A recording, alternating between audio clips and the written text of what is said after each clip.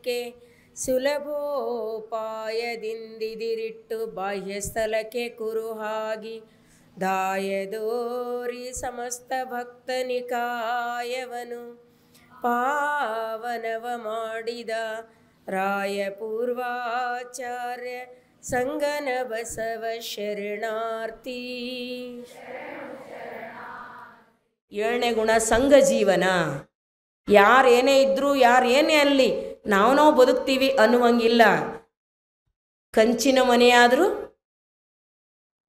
ಏನು ಹೇಳಿದ್ರು ನಮ್ಮವರು, ಕಂಚಿನ ಮನೆಯುಳ್ಳವಳಾದರೂ ಕೂಡ ಹಂಚಿಗಾಗಿ, ಮಣ್ಣಿನ ಹಂಚಿಗಾಗಿ ಕೇಳಿಗೆ ಬರಬೇಕಾಗ್ತದೆ. ಅಂದ್ರೆ ಯಾರು ಎಷ್ಟೇ ಇದ್ದರೂ ಕೂಡ, ಎಷ್ಟೇ ನಾವು ದೊಡ್ಡವರು ಇದ್ದೀವಿ ಅಂದರೂ 4 ಜನರ ಜೊತೆಗೆ ಬದುಕಿದಾಗಲೇ ನಮ್ಮ ದೊಡ್ಡತನದ ಸಾರ್ಥಕತೆ ಅದ.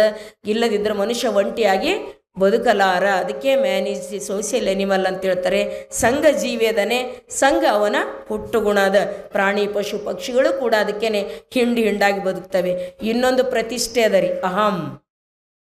ಇದು ಈಗ ಹುಟ್ಟಿದರೋದಲ್ಲ, ಹುಟ್ಟಿದಾಗೆ ಹುಟ್ಟದಿದು, ಜೊತೆಗೇನೆ ಬಂದದ ಅಹಂ ಅಂತಕ್ಕಂಥದ್ದು. ಸಣ್ಣ ಮಗುವಿಗೂ ನೋಡ್ರಿ, ಅದು ಹೇಳಿದ್ದು ಕೇಳಿಲ್ಲ ಅಂದ್ರೆ ಹೋಗ್ಲಿ, ಕೇಳದ್ರೆ ಹೋಗ್ಲದು, ಇನ್ನೂ ಮಾತೇ ಬರಲ್ಲ. ಅದಕ್ಕೆ ಕೊಡೋ ತಗೊಳ್ಳೋ ವ್ಯವಹಾರದ್ರ ಜೊತೆಗಿಲ್ಲ. ತೊಟ್ಲಾಗ ಮಲಗ್ಯದ, ನೀವು ಅಕ್ಕಪಕ್ಕ 4 ಮಂದಿ ಕುಂತು ಮಾತಾಡ್ಲತ್ತೀರಿ, ಸ್ವಲ್ಪ ಹೊತ್ತು 5 ನಿಮಿಷ ನೋಡ್ತದ, 10 ನಿಮಿಷ ನೋಡ್ತದ ಮಗು. ಅದ್ರ ಕಡೆ ನೋಡದೇ ಇದ್ದಾಗ ಏನು ಮಾಡ್ತದ, ಅದು ಸುಮ್ಮನೆ ಅಳಕ್ಕೆ ಶುರು ಮಾಡ್ತದೆ. ಯಾಕಂದ್ರೆ ಅವ್ರ ಗಮನ ನಮ್ಮ ಕಡೆ ಬರಲಿ, ನಾನು ಇಲ್ಲಿದ್ದೀನಿ ಅಸ್ತಿತ್ವ ತೋರಿಸ್ಬೇಕಾಗಿರ್ತದೆ ಮಗುವಿಗೆ. ಅದಕ್ಕಾಗಿ ಮಗು ಕೂಡ ಅಳಕ್ಕೆ ಶುರು ಮಾಡ್ತದೆ. ತನ್ನ ಕೈಯಲ್ಲಿ ಕೊಟ್ಟರು ವಸ್ತು ತನಗೆ ಬೇಡಾಗಿದ್ದು ಏನೇ ಘಟಿಸಿದ್ರು ಕೂಡ ಕಾಲ ತಿಕ್ಕಿ ಅಳಕ್ಕೆ ಪ್ರಾರಂಭ ಮಾಡ್ತಲ್ಲ, ಅದು ಪ್ರತಿಷ್ಠೆ. ಅದು ಮಾನಾಪಮಾನವನ್ನು ಆಗಲೇ ಅನುಭವಿಸೋಕ್ಕೆ ಪ್ರಾರಂಭ ಮಾಡ್ತದೆ. ಅದಕ್ಕಾಗಿ ನೀವು ನೋಡ್ರಿ, ಸಣ್ಣ ಮಕ್ಕಳು ಕೂಡ ಅವು ಬಿದ್ದವು ಅಂದ್ರೆ ತಾಯಿ ಮುಂದೆ ನಡೆಯಾಗ ಅದು ಬಿದ್ದರೂ ನೋಡೋದಂಗೆ ಇರ್ಬೇಕು. ನೀವು ಹಂಗೆ ಮಾಡಿರ್ತೀರಿ, ನೋಡೋದಂಗಿದ್ರೆ ತಂತ ಎದ್ದು ಜಾಡಿಸ್ಕೊಂಡು ಬರ್ತದೆ. ನೀವು ನೋಡಿದ್ರೆ ಅದಕ್ಕೆ ನೀವೇ ಕೆಡವಿರೇನೋ ಅನ್ನುವಂಗೆ ಅಳ್ತದ. ನೀವೇ ಕೆಡವಿರಿ, ಸುಮ್ಮನೆ ಹಠ ಮಾಡ್ತದ. ನೀ ನನ್ನ ಮುಂದೆ ಬಿಟ್ಟು ಯಾಕೆ ಓದಿ, ನನಗೆ ಹಂಗೆ ಯಾಕೆ ಮಾಡಿದಿ, ಹಿಂಗೆ ಅಂದ್ರೆ ನಾ ಬಿದ್ದೀನಿ ಅಂತ ಅಪಮಾನ ಸಹನ ಮಾಡ್ಕೊಳ್ಳೋಕೆ ಆಗಲಾರ್ದಕ್ಕೆ ನೀ ಯಾಕೆ ಬಿಟ್ಟು ಓದಿ, ನನ್ನ ಕೈ ಯಾಕೆ ಬಿಟ್ಟು, ಏನಾರ ಹಠ ತೆಗೆದು ಅಳೋ ಗುಣ ಯಾಕೆ ಇರ್ತದಂದರೆ ಮಗುವಿನಲ್ಲಿ ಅದು ಅಪಮಾನ ಫೀಲ್ ಮಾಡ್ತಾ ಇರ್ತದೆ. ಪ್ರತಿಷ್ಠಾ ಅಹಂಭಾವ ಇರ್ತದೆ. ಅದಕ್ಕೇನೆ ತಿಳ್ಕೊಳ್ಬೇಕು. ಭಾಳ ಜನ ಮಕ್ಕಳಿಗೆ ಬೆಳೆಸೋದ್ರಲ್ಲಿ ಕೂಡ ಅದನ್ನು ಒಂದು ಕಲೆನೇ ಅದ. ಸುಮ್ಮನೆ ಏನಾರ ಒಂದು ಕೇಳೋದು, ದಾಬ ಹೊಡೆದು ಬಿಡೋದು. ಅವು ಇಷ್ಟು ಹೊಡಿತಾರ ಒಬ್ಬೊಬ್ರು ಅಂದ್ರೆ ಕೇಳಬೇಡ್ರಿ. ಏನಾರ ಅಂದ್ರೆ ನಮ್ಮ ಕೂಸು ನಾವೇನಾರ ಮಾಡಿ ಅದ್ರಾಗ ಮತ್ತೆ ಯಾರ ಹೇಳ್ರಿ, ಊರು ಮಂದಿ ಹೇಳಿದ್ರೆ ಚಿಂತೆ ಇಲ್ಲ, ಅವ್ರ ಅತ್ತಿ ಹೇಳಬಾರ್ದು. ಅವ್ರ ಅತ್ತಿ ಏನೇ ಅದು ಕೂಸಿಗೆ ಅಂದ್ರೆ ಅದು ನಾವೇ ಹೊಡಿತೇವು, ನಾವೇ ಕುಡಿಸ್ತೇವು, ನಾವೇ ಕರಿತೇವು.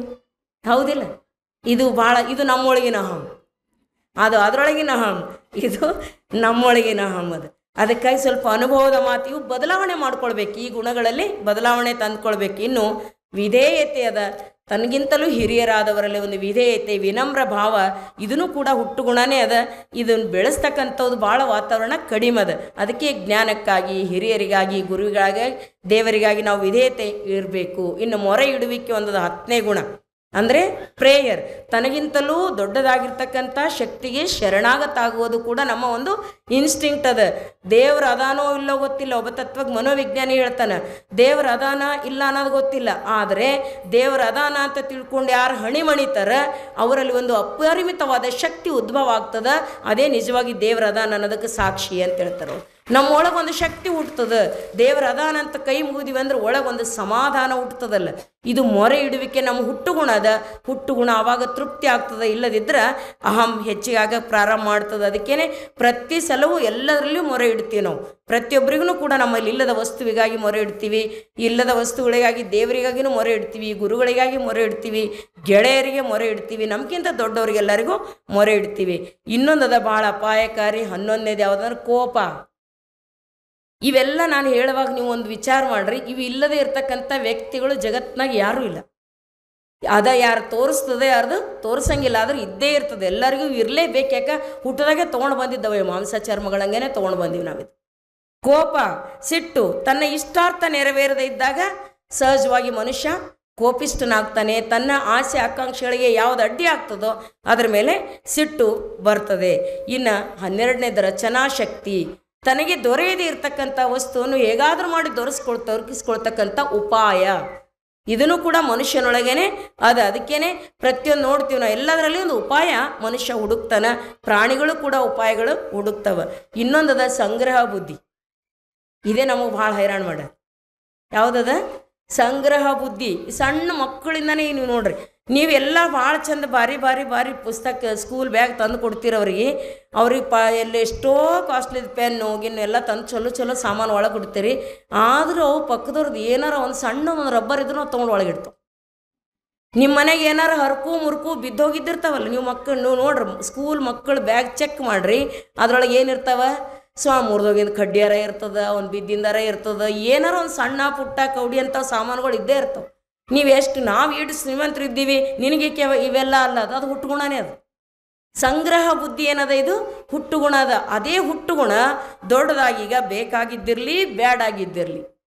ದಸರಾ ಬಂತು, ಶ್ರಾವಣ ಬಂತು, ಮನೆ ಕ್ಲೀನ್ ಮಾಡ್ತೀರಿ ನೋಡ್ರಿ. ನೀವು ಕ್ಲೀನ್ ಮಾಡ್ತೀರಿ ಖರೇನೆ? ಅವಾಗ ಏನು ಮಾಡ್ತೀರಿ? ಎಲ್ಲ ಹೆಚ್ಚಾಗಿನ ಸಾಮಾನು ಯಾವ್ಯಾವ ಬೇಕಾಗಿಲ್ಲ ಅವೆಲ್ಲ ತೆಗೆದು ಬಿಟ್ಟಾಕಾರ ಅಂತ ಹೇಳ್ತೀರಿ. ಒಂದು ಸಾಮಾನಾರು ಬೇಕಾಗಲಾರ್ದು ಅನ್ನಿಸ್ತದೆ, ಒಂದರ ಅನ್ನಿಸ್ತದೆ. ನಮ್ಮ ಅನುಭವಕ್ಕೆ ಏನು ಅನ್ನಿಸ್ತದೆ? ಇದು ಇರಲಿ, ಇದು ಇದಕ್ಕರ ಬರ್ತದೆ, ಇದು ಇದಕ್ಕರ ಬರ್ತದೆ. ಮತ್ತು ಹಾಗೆ ಜಾಡ್ಸೋದು ಕಟ್ಟಿಡೋದು, ಜಾಡ್ಸೋದು ಕಟ್ಟಿಡೋದು. ಮತ್ತು ಮುಂದಿನ ಸಲ ಅದ್ರಾಗೂ ಮತ್ತು ಎಷ್ಟೋ ತೆಗಿತೀವಿ.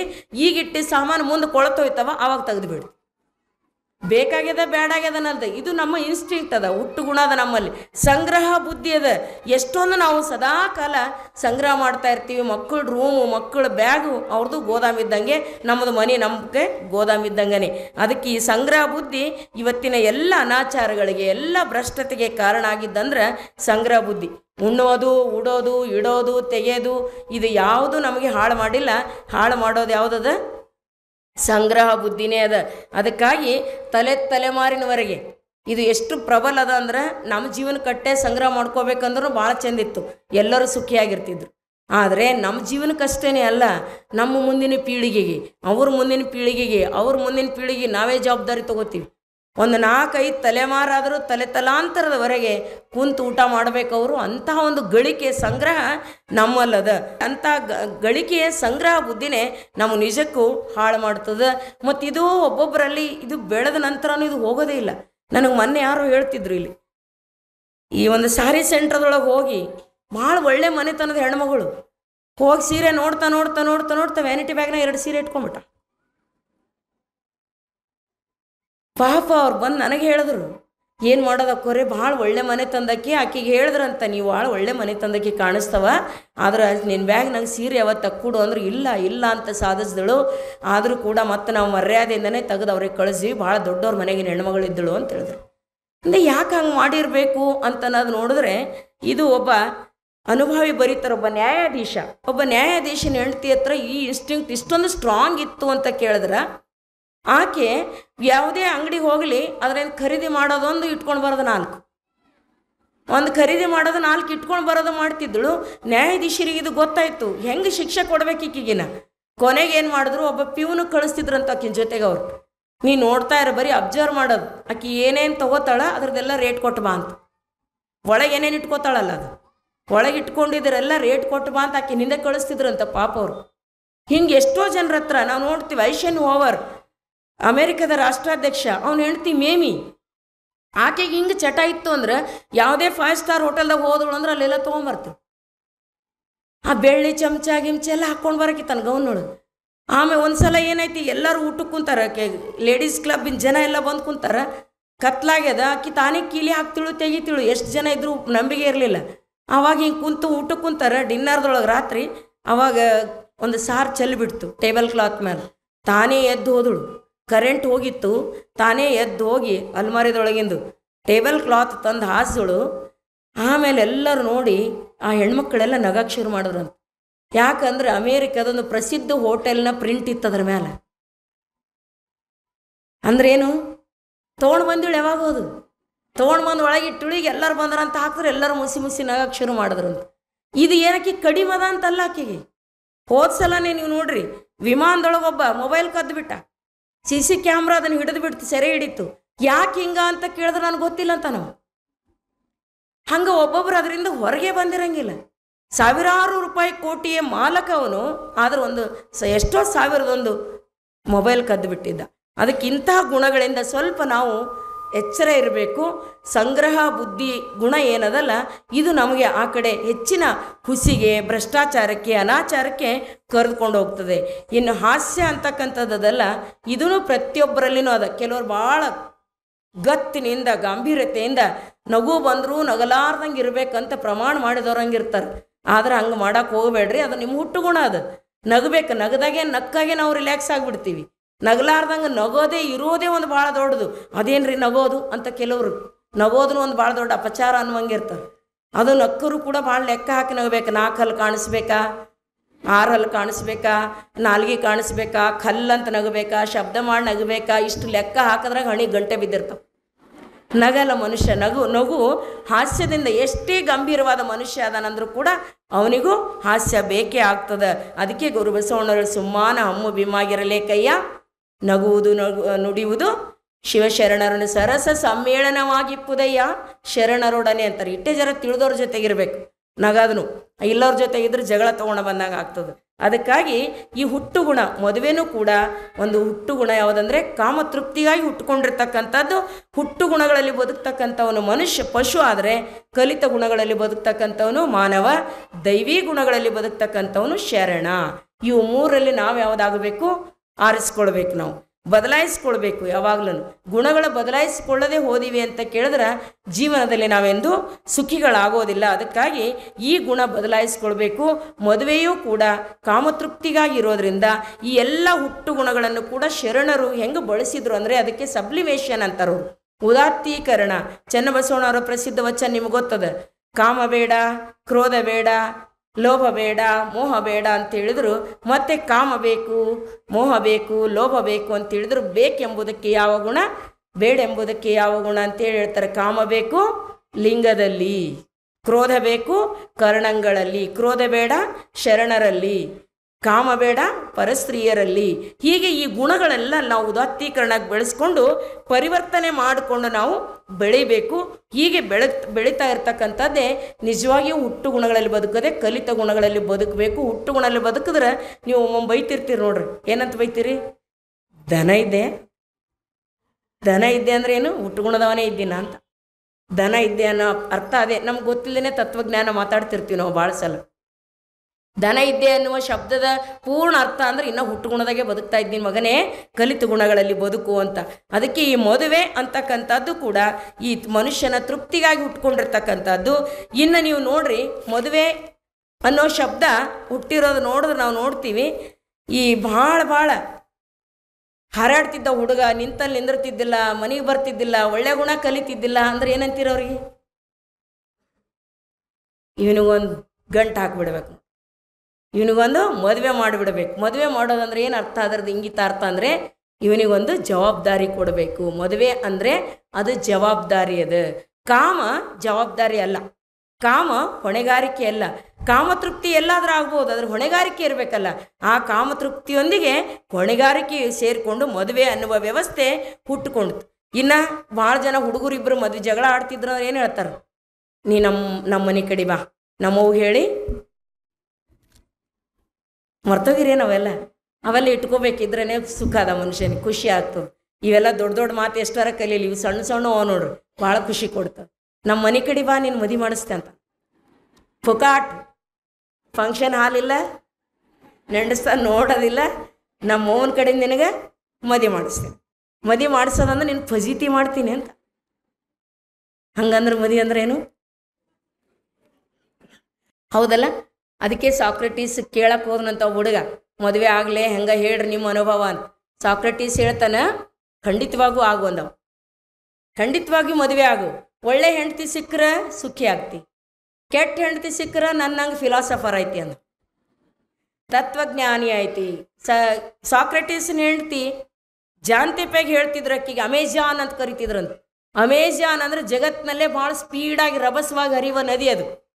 ಅದಕ್ಕೆ ಜಾಂತಪೆಗೆ ಏನು ಹೇಳ್ತಿದ್ರು? ಅಮೆಜಾನ್ ಅಮೆಜಾನ್ ಅಂತ ಕರಿತಿದ್ರಂತ.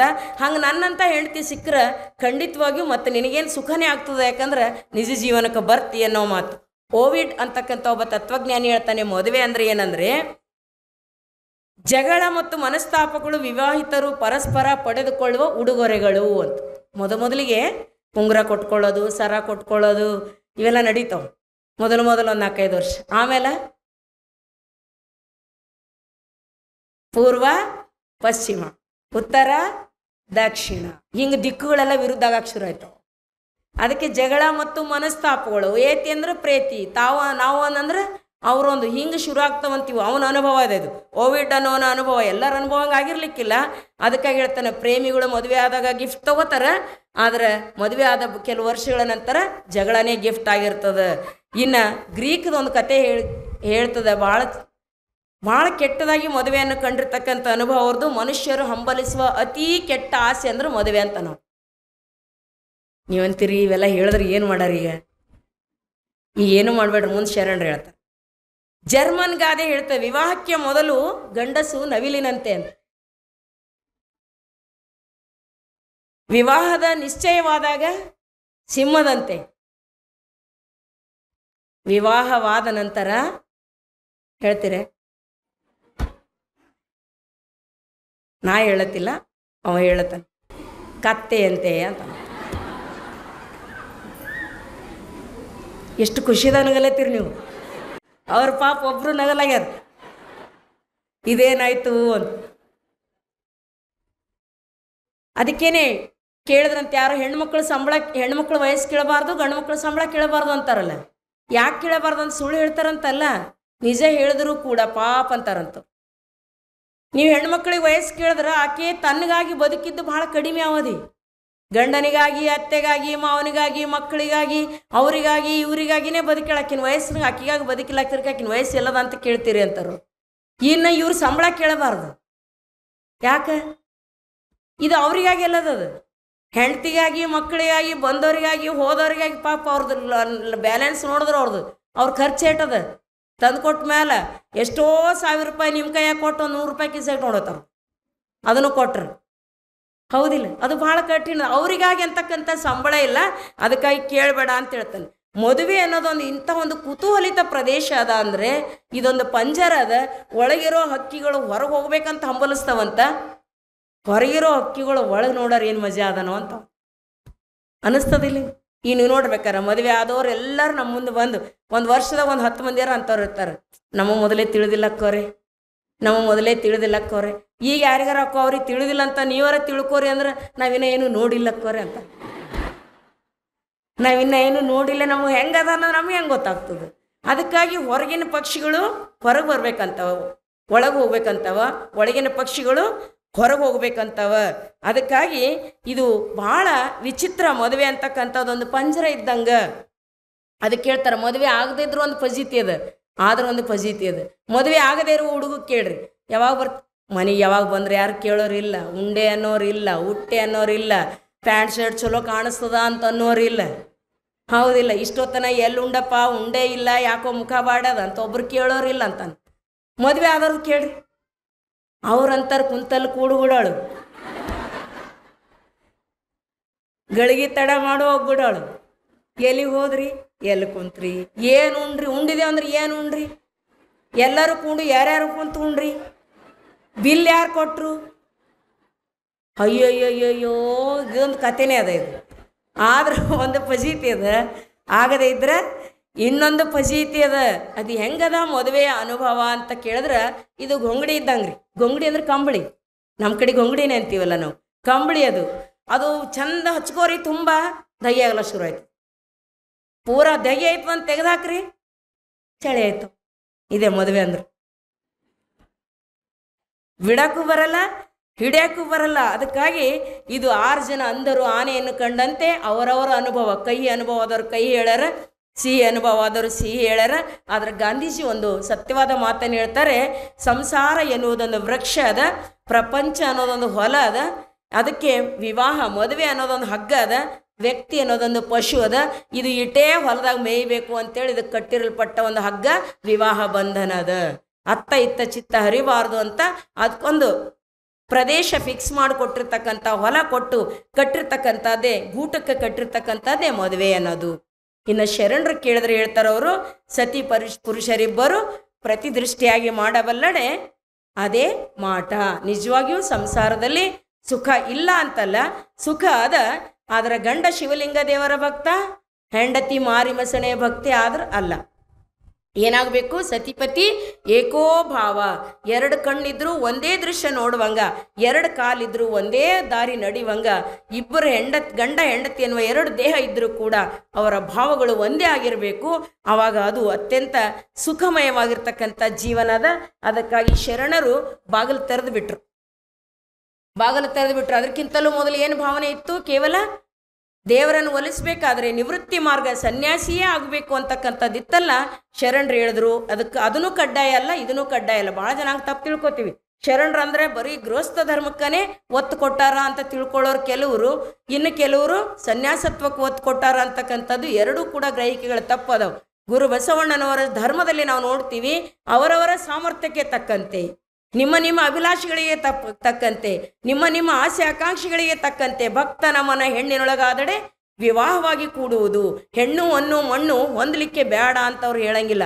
ಈ ಭಕ್ತನ ಮನ ಹೆಣ್ಣಿನೊಳಗಾದಡೆ ವಿವಾಹವಾಗಿ ಕೂಡುವುದು, ಭಕ್ತನ ಮನ ಮಣ್ಣಿನೊಳಗಾದಡೆ ಕೊಂಡು ಆಲಯವ ಮಾಡುವುದು.